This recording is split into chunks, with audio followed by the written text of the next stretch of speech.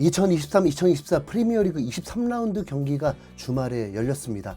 토트넘이 22라운드 브랜트포드와의 홈경기에서 기분 좋은 승리를 하면서 4위에 오르는 상승세를 이어가고 내친 김에 에버턴 원정 경기를 통해서 1위 리버풀과의 승점차를 더 좁힐 수 있는 기회를 얻었지만 히샬리송이 멀티골을 득점하는 활약 속에서도 아쉬운 주심 판정 때문에 2대2 무승부를 거두고 승점 2점을 날리면서 다시 5위로 내려앉게 되었습니다.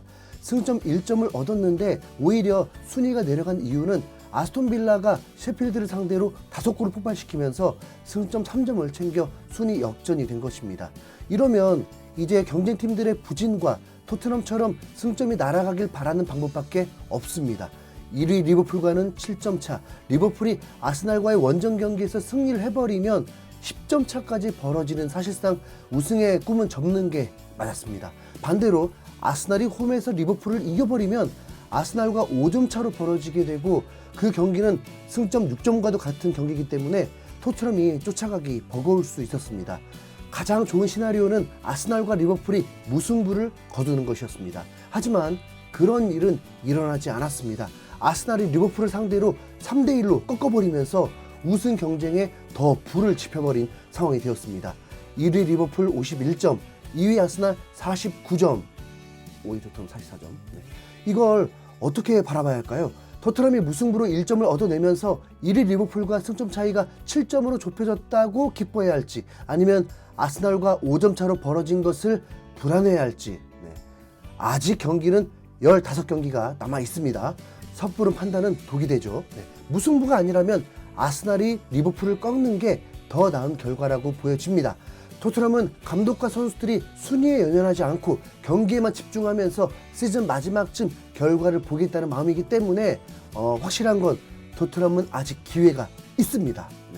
홈팀 아스날은 리버풀을 상대로 라야 골키퍼, 벤 화이트, 살리바, 마갈량이스, 진첸코, 웨데구르, 라이스, 조르지뉴, 사카, 하베르츠, 마르티넬리를 선발 출전시키면서 4-3-3 포메이션으로 리버풀을 상대했습니다. 이상했던 건 제주스가 선발 명단에 없었고 벤치 명단에도 없었는데 제주스는 직전 경기에서 멀티골을 폭발하면서 기대감을 불러일으켰던 선수인데 하필 리버풀전을 앞두고 부상자 명단에 올라버렸습니다. 은케티아가 있긴 했지만 아르테타 감독은 첼시에서도 스트라이커를 했었던 하베르츠를 기용하면서 큰 모험을 시도하게 되었습니다. 하베르츠의 결정력은 첼시가 무너지게 된 원인 중 하나였으니까요. 이에 맞서는 리버풀은 살라가 부상으로 여전히 쉬고 있었기 때문에 공격에서는 신입생들을 의지해야 했고 리버풀의 핵심 미드필더 소보슬라이도 부상으로 이탈하면서 전력이 30% 이상 급감한 상태로 아스날을 상대해야 했습니다. 알리슨 골키퍼, 고메스, 반다이크, 코나테, 아놀드, 커티스 존스, 메갈리스터, 그라벤베르흐, 디아스, 조타, 각포가 선발 출전했습니다. 의외로 누네스를 벤치로 시작하게 한 클롭 감독입니다. 클롭 감독은 이미 시즌 중에 폭탄 발언을 하면서 올 시즌을 끝으로 리버풀을 떠나기로 한 상황이어서 리버풀의 마지막 우승을 이끌며 유종의 미를 거두기 위해 모든 걸 바치고 있었습니다. 아스날은 전반기에 리버풀을 상대로 1대1 무승부를 거두면서 안필드 스타디움에서도 매우 대등한 경기력을 보여줬었는데 이번 대결에서는 리버풀이 전력 누수가 있기 때문에 과연 버텨낼 수 있을지 궁금했습니다. 그럼에도 리버풀을 무시할 수 없는 건 올 시즌 뭘 해도 되는 팀이라서 결과를 예상하긴 어려웠습니다. 전반 10분 아스날의 윙어 마르티넬리가 경기에 불을 지폈습니다. 리버풀이 라인을 올려있던 상황에서 라야 골키퍼가 질주하는 마르티넬리에게 정확히 배달을 했고 마르티넬리가 하프라인부터 드리블로 질주를 시작했습니다. 놀라운 건 드리블하는 중인데도 리버풀 선수를 추월해버리는 놀라운 스피드를 보여줬습니다. 마르티넬리는 지친 기색 없이 박스 안까지 들어와서 기어이 크로스까지 올리면서 득점을 노렸는데 리버풀로서는 큰 위기를 벗어났습니다. 리버풀도 지지 않았습니다. 바로 이번 뒤에 맥알리스터가 중앙에서 아스날 수비를 뚫는 키패스를 보내줬고 각포가 바로 슈팅까지 날리면서 아스날 팬들의 간담을 서늘케 해줬습니다. 마르티넬리가 불을 지핀 상황에서 공방이 치열해졌고 아스날이 각포의 슈팅에 당황했지만 곧바로 진짜 선제골을 넣어버립니다. 외대골의 패스 한 방에 하베르츠에게 기회가 왔고 역시나 슈팅이 골이 되진 않았지만 세컨볼이 사카에게 흘러가면서 사카가 마무리, 아스날이 1대0으로 앞서 나가게 되었습니다. 두 팀은 최소 실점 1, 2위를 다투기도 하기 때문에 한 골을 먼저 넣는 건 최소한 패배하지 않는다라고 생각할 수도 있죠. 리버풀이 근소하게 점유율은 앞섰지만 아스날의 압박 강도가 엄청 강하면서 리버풀은 당황하는 중이었고 기대 득점값이 0.10이라는 충격적인 상황이었습니다. 이 정도면 도저히 골이 나올 수 없다는 뜻이죠. 그러니까 아스날이 리버풀의 골을 도와줍니다. 전반 마지막에 디아스가 박스 안에서 볼에 대한 집념을 보여준 사이 마갈량이스 팔에 맞고 굴러가더니 골이 되어버렸습니다. 아스날의 자책골이 나온 것입니다. 앞서 리버풀은 뭘 해도 되는 팀이라고 했죠?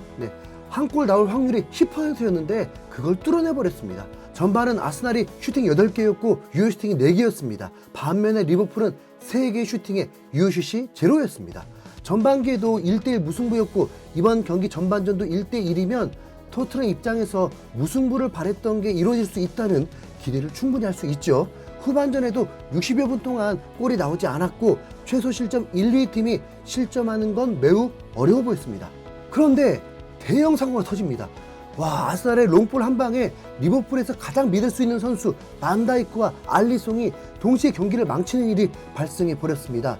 반다이크가 날아오는 롱볼의 낙하 지점을 제대로 잡지 못했고 위험 지역에서 바운드가 되었는데 골키퍼와 소통은 한 건지 반다이크가 마르티넬리를 몸으로 막으면서 알리송이 커버하길 원했는데 서로 사인이 안 맞으면서 알리송이 알을 깎고 마르티넬리가 밀어넣으면서 다시 앞서 나가게 되었습니다. 충격적인 실수였습니다.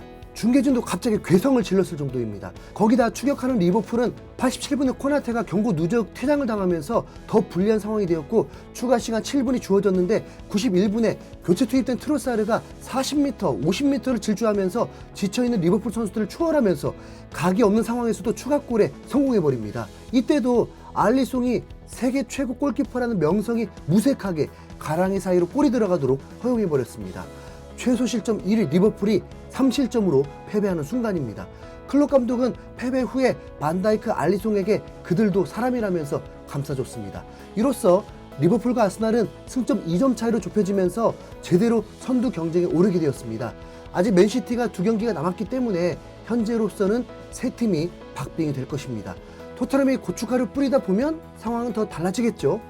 울버햄튼이 첼시를 상대로 원정 경기에서 4골을 퍼부으면서 승리한 걸 보면 남은 15경기에서 어떤 결과들이 나올지는 정말 모릅니다.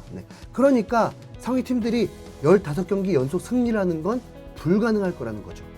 위 세 팀은 또 유럽대항전까지 치르기 때문에 어쩌면 일찌감치 유럽대항전 토너먼트 탈락한 팀이 우승에 가까울 수도 있겠네요. 맨유는 웬일로 홈에서 웨스트햄을 3대0으로 격침하면서 토트넘과의 승점차를 좁히게 되었습니다. 그렇게 망하는 분위기 같으면서도 잘 버티죠. 이제 토트넘은 손흥민 없이 한 경기만 더 치르면 다음부터는 완전체로 나갈 수 있습니다. 사실 까놓고 손흥민 없이 성공한 건 아닙니다. 1승 2무 1패니까요. FA컵 탈락. 비록 이번 라운드 아쉬운 결과를 냈지만 리그 전 경기 득점한 유일한 팀인 만큼 브라이튼전부터 계속된 승전보 기대하겠습니다. 이상 흰수염고래였습니다. 감사합니다.